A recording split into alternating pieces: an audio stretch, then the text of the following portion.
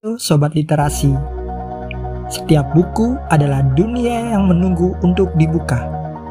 Jadi, dunia mana yang akan kita kunjungi hari ini? Hari ini, saya akan membawa Sobat Literasi ke dunia yang penuh ketenangan di tengah hiruk-pikuk kehidupan.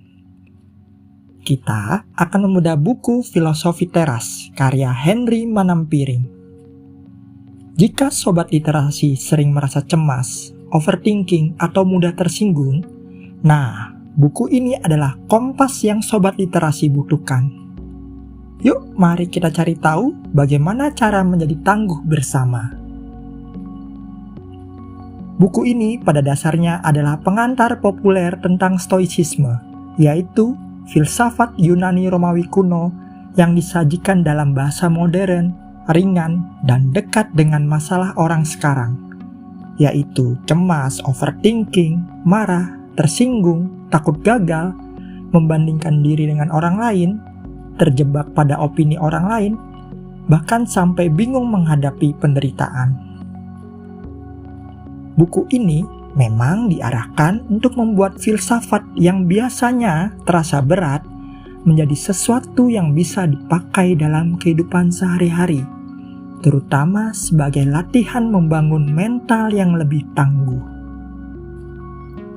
Gagasan paling besar dalam filosofi teras adalah bahwa hidup manusia sering menjadi berat bukan semata-mata karena peristiwa yang terjadi, melainkan karena cara manusia menilai peristiwa tersebut. Dengan kata lain, yang sering membuat kita hancur bukan hanya kenyataan, tetapi tafsir kita atas kenyataan tersebut.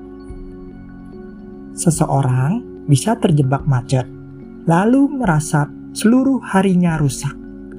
Namun, orang lain juga mengalami macet yang sama, tetapi menganggapnya sebagai jeda untuk menarik nafas, mendengarkan sesuatu, atau sekedar menerima bahwa jalan memang padat. Peristiwanya sama, tetapi penilaian batinnya yang berbeda. Nah, disinilah stoicisme menjadi penting. Stoicisme mengajarkan bahwa manusia perlu melatih pikirannya agar tidak otomatis dikuasai oleh rasa marah, panik, takut, iri, atau sedih yang muncul dari penilaian yang keliru.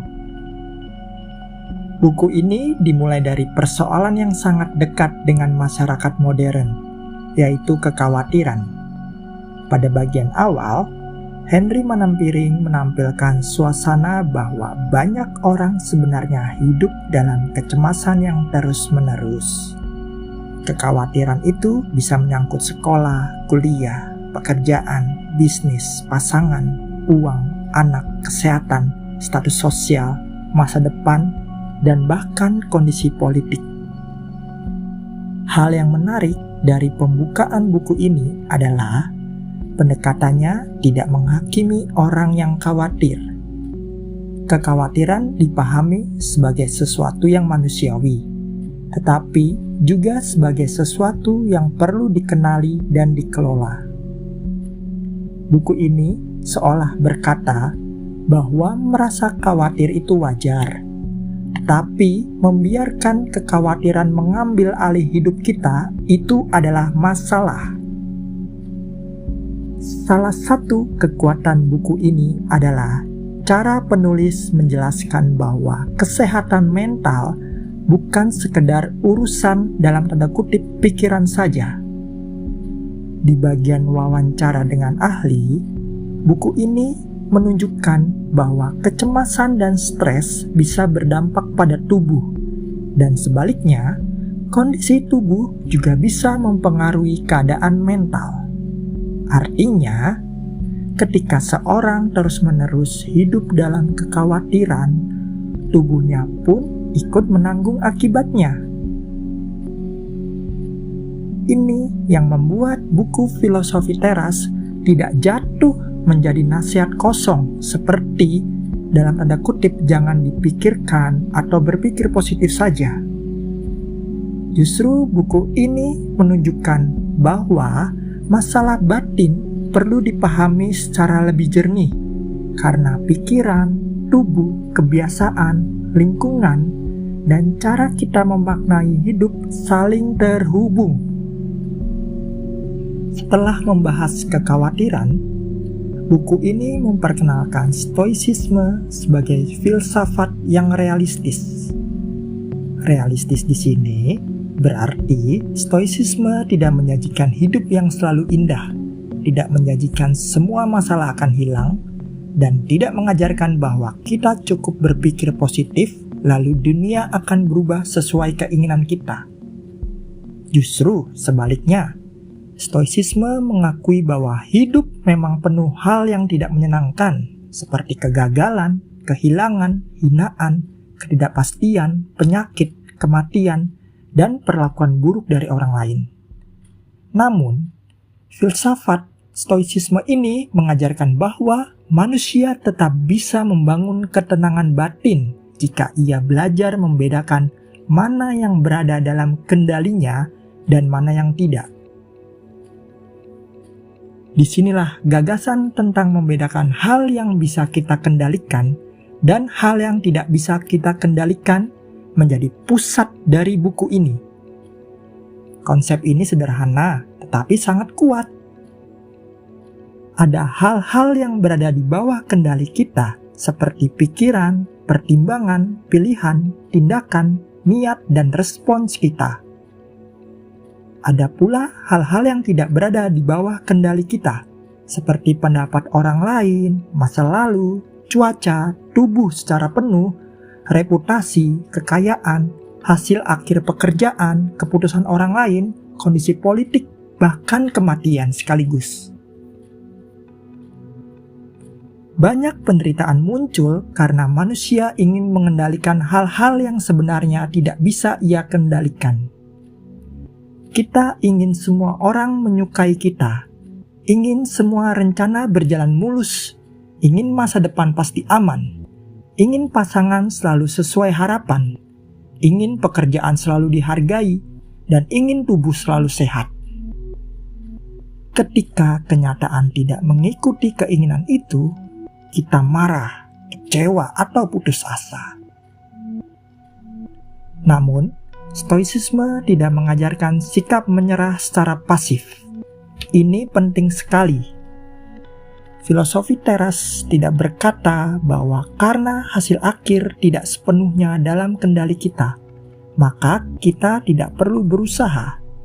Justru sebaliknya, manusia tetap harus berusaha sebaik mungkin pada bagian yang bisa ia kendalikan. Seorang pelajar tidak bisa sepenuhnya mengendalikan nilai akhir, karena ada faktor soal, penilaian guru, kondisi saat ujian, dan faktor lain.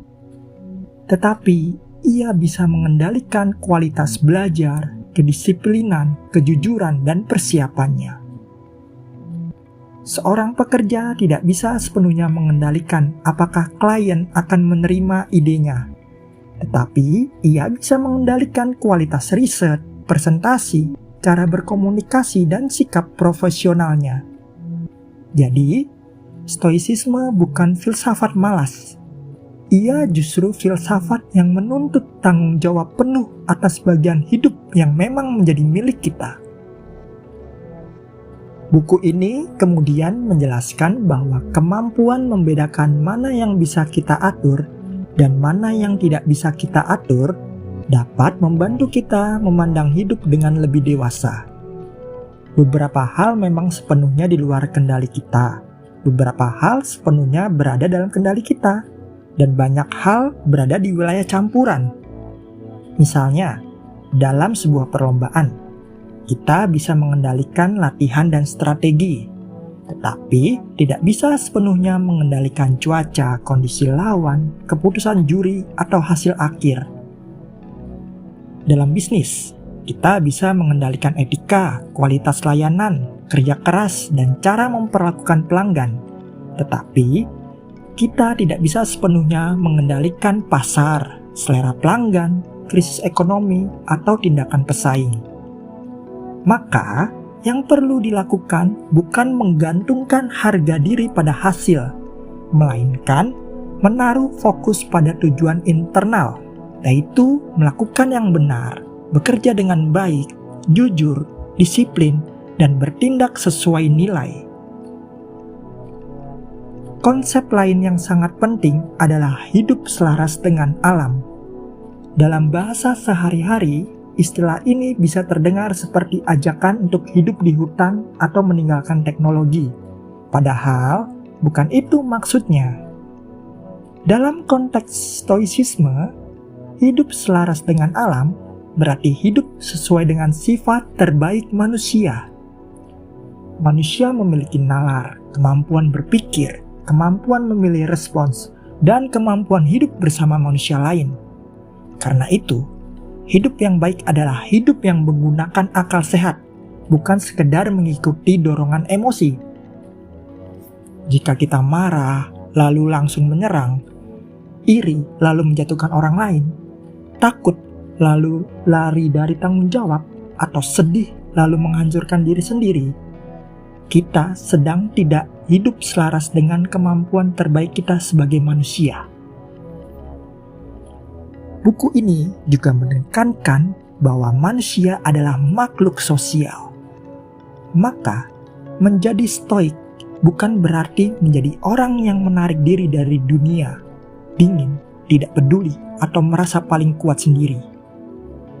Justru, stoicisme menuntut manusia untuk hidup dengan kebajikan, seperti bijaksana, adil, berani, dan mampu menahan diri. Kebijaksanaan berarti mampu melihat keadaan yang jernih. Keadilan berarti memperlakukan orang lain dengan pantas. Keberanian berarti melakukan yang benar meskipun tidak nyaman. Pengendalian diri berarti tidak menjadi budak nafsu, amarah, gengsi, atau ketakutan.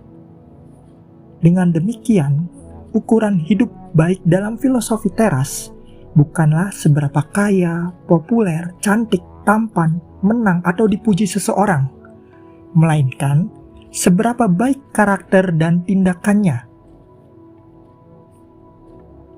Pembahasan mengenai persepsi dan interpretasi menjadi salah satu bagian paling praktis dalam buku ini.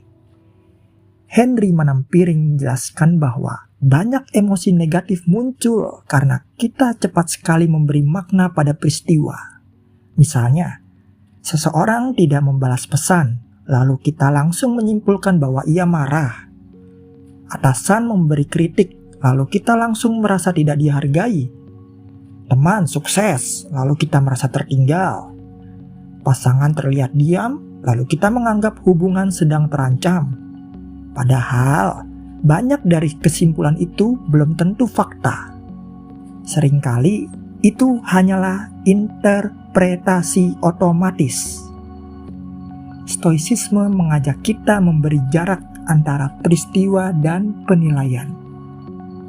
Sebelum bereaksi, kita perlu bertanya, apa fakta sebenarnya?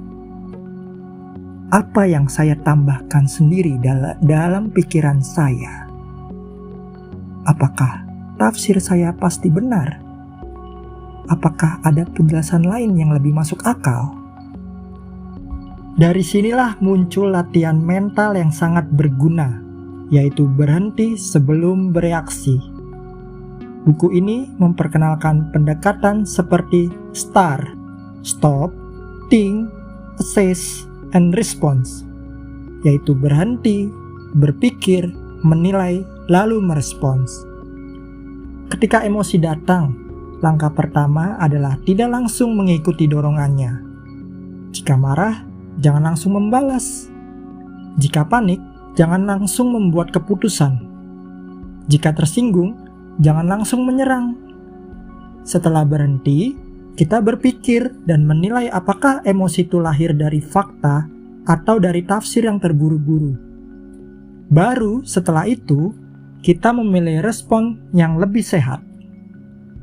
Latihan ini terdengar sederhana, tetapi dalam praktiknya sangat sulit, karena manusia terbiasa bereaksi otomatis. Karena itu, stoicisme dipahami sebagai latihan harian, bukan sekedar pengetahuan yang dibaca sekali lalu selesai. Buku ini juga memberi tempat besar pada kritik terhadap positive thinking yang terlalu dangkal. Banyak orang menganggap solusi hidup adalah selalu berpikir positif, selalu yakin semuanya baik-baik saja, dan menolak membayangkan kemungkinan buruk. Filosofi teras justru lebih realistis. Ia tidak meminta kita menjadi pesimis, tetapi mengajak kita siap menghadapi kenyataan. Berpikir positif bisa membantu dalam beberapa situasi, tetapi jika dipakai untuk menyangkal resiko, ia bisa membuat orang rapuh. Stoicisme lebih dekat dengan kesiapan mental, yaitu berharap yang baik tetapi sadar bahwa hal buruk bisa terjadi. Berusaha sungguh-sungguh tetapi tahu bahwa hasil tidak selalu sesuai rencana. Mencintai orang lain tetapi sadar bahwa semua manusia fana. Salah satu hal yang membuat buku ini kuat adalah contoh-contohnya yang sangat sehari-hari. Penulis tidak hanya membicarakan filsuf kuno seperti Epictetus, Seneca, atau Marcus Aurelius dalam ruang akademik, tetapi menghubungkannya dengan macet, media sosial, pekerjaan kantor, hubungan asmara, politik, keluarga, dan kecemasan anak muda. Inilah yang membuat filsafat terasa hidup. Pembaca tidak diajak menghafal nama filsuf, melainkan melihat bagaimana ajaran kuno itu bisa dipakai saat menerima kritik, saat gagal, saat ditolak, saat cemburu, saat membandingkan diri di media sosial, atau saat menghadapi orang yang menyebalkan. Dalam bagian tentang opini orang lain, buku ini menunjukkan bahwa manusia sering diperbudak oleh pandangan luar. Kita memilih pakaian karena takut komentar orang, memilih jurusan karena tekanan sosial, bertahan dalam pekerjaan karena takut dinilai gagal, atau menampilkan hidup tertentu di media sosial demi terlihat berhasil. Stoicisme mengingatkan bahwa opini orang lain berada di luar kendali kita. Kita boleh mendengar masukan, tetapi tidak boleh menyerahkan kemudi hidup sepenuhnya kepada penilaian orang. Jika kebahagiaan kita bergantung pada pujian, maka hidup kita juga akan hancur oleh celaan. Karena itu, yang lebih penting adalah bertanya apakah tindakan kita benar, bukan apakah semua orang menyukainya. Buku ini juga membahas kekayaan, status, popularitas, dan hal-hal yang disebut sebagai sesuatu yang disukai tetapi tidak menentukan kebahagiaan sejati. Stoicisme tidak mengharamkan kekayaan atau kenyamanan. Uang, reputasi baik, kesehatan, dan hubungan yang menyenangkan tentu bisa dinikmati. Namun, semua itu tidak boleh dijadikan fondasi utama kebahagiaan. Karena sifatnya rapuh. Kekayaan bisa hilang, reputasi bisa rusak, tubuh bisa sakit, orang yang kita cintai bisa pergi, dan popularitas bisa berubah. Jika semua kebahagiaan kita ditaruh di atas benda-benda rapuh itu, maka kita akan selalu takut kehilangan. Sebaliknya, jika kita menaruh pusat hidup pada karakter dan cara merespons, kita menjadi lebih bebas. Dalam pembahasan tentang penderitaan dan musibah, filosofi teras tidak menyangkal rasa sakit. Buku ini tidak mengatakan bahwa kehilangan, sakit, atau kematian adalah hal yang mudah. Namun, Stoicisme mengajak manusia melihat bahwa dalam situasi paling sulit pun masih ada ruang kecil untuk memilih sikap. Kita mungkin tidak bisa memilih peristiwa yang menimpa kita, tetapi kita masih bisa memilih apakah akan menjadi pahit, hancur, dendam, atau tetap berusaha menjaga martabat. Ini bukan ajakan untuk menekan emosi, melainkan ajakan untuk tidak menyerahkan seluruh diri kepada emosi. Seseorang boleh sedih, tetapi tidak harus dihancurkan oleh kesedihan. Seseorang boleh kecewa, tetapi tidak harus berubah menjadi manusia yang penuh kebencian. Pembahasan tentang kematian juga menjadi bagian penting dalam stoicisme. Dalam banyak tradisi modern, kematian sering dihindari dari percakapan karena dianggap menakutkan. Namun, bagi filsuf Stoa, mengingat kematian justru membantu manusia hidup lebih sadar. Jika kita ingat bahwa hidup terbatas, kita akan lebih berhati-hati menggunakan waktu. Kita tidak akan terlalu lama membuang energi untuk iri, dendam, pertengkaran kecil, atau pencitraan kosong.